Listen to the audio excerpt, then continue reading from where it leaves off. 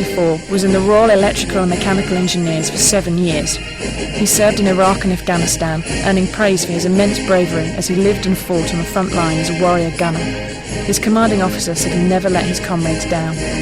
But in July, shortly after returning home to Wigan and going for drinks with friends, the defenceless war hero was brutally beaten by 3 police officers. In a case of mistaken identity, they believed he was being a nuisance to paramedics working nearby.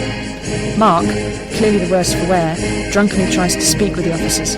As can be clearly seen, he stands 10 feet from them in the middle of the road as they stand near the pavement. Suddenly, the 3 police officers move as one and run across the road towards Mark. Startled, he falls over, and as he gets to his feet, one policeman rugby tackles him, and the other 2 help bundle him to the ground, where a vicious assault begins. Special Constable Peter Lightfoot, who weighs more than 20 stone, bangs Mark's head on the road twice before leaning over and shouting into his ear, while his 2 police colleagues kneel on Mark's legs to restrain him.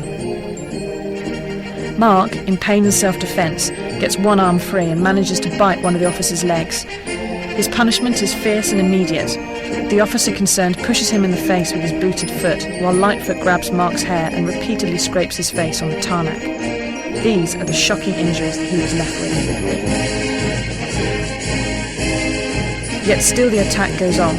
Even though Mark is lying unmoving on the ground, Lightfoot rains punches on his victim. He hits him twice, checks to see who is watching, and then punches him another 6 times on the back and shoulder joint with all his might. Lightfoot stops the beating only as people driving past slow down their cars to watch what is happening.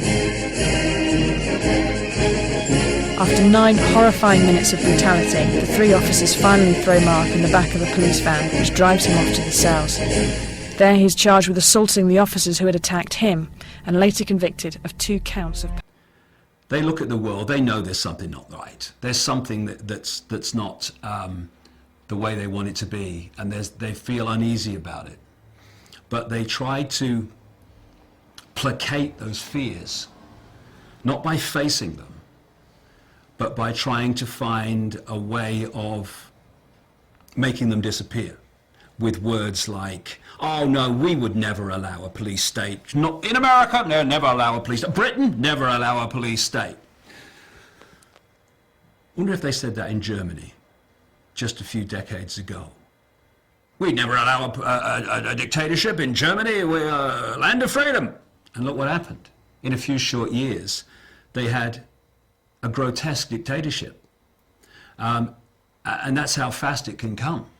From the Weimar Republic to the Nazi dictatorship in Germany by Hitler and company was a few years, not even a few decades. And the greatest weapon of any dictator is to divert attention from the people. So they're looking the other way and allowing the dictatorship to be built and imposed and all the infrastructure put in place. So by the time they absolutely have to face reality, it's all there, it's all done. We are now at the point where those institutions and these institutions of control and surveillance and all the rest of it are now being put in place. So this hidden dictatorship all this time is now coming to the surface where it can be seen. And this gives us an opportunity for people to actually start to do something about what's happening. Because instead of being some far off sometime over the rainbow, it might come sometime, it's now in our face. The police state is staring us in the eye, and it's getting more and more imposed upon us and more imposed on society every day.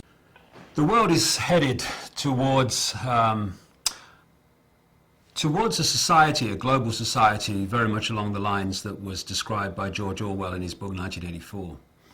I'm almost hesitant to use the phrase the world is heading, because the world is to a large extent there. It's not a case of whether we are going to allow the world to go into a police state. We already are in one. The question is, how deeply are we going to allow it to happen? If people don't like it, well, they just have to do the other thing, because this is how it is. And we either face it now, or we face it a little bit further along the road, when if we think it's not very good now, it'll be a bloody nightmare by then. It's time to lift the arse off the sofa and bring an end to this nonsense, because otherwise we're just building our own prison cell or sitting around while someone does it. Is that sensible? I think not. So, are we going to make a stand now and draw a line in the sand and say here and no further, in fact we're going to roll this back? Or are we going to wait until it's got really, really extreme, by which time there'll be so much infrastructure in place that drawing a line in the sand will be a serious challenge? And it's no good. I said to some policemen in Parliament Square a few months ago, ask yourself, when your child says to you, Mummy and Daddy, what were you doing when the police state was introduced? Oh, well, I was watching the telly, honey. Or in the policeman's case, I was helping to introduce it, dear. That's the situation we're facing. I'm sorry that I'm struggling to find words, because words fail me. The idea that governments, with their record, have the interests of the people at heart. Anyone who believes that is basically a lost cause in terms of understanding what's happening in the world. And I'll just leave them to get on with it. And when the knock comes on their door,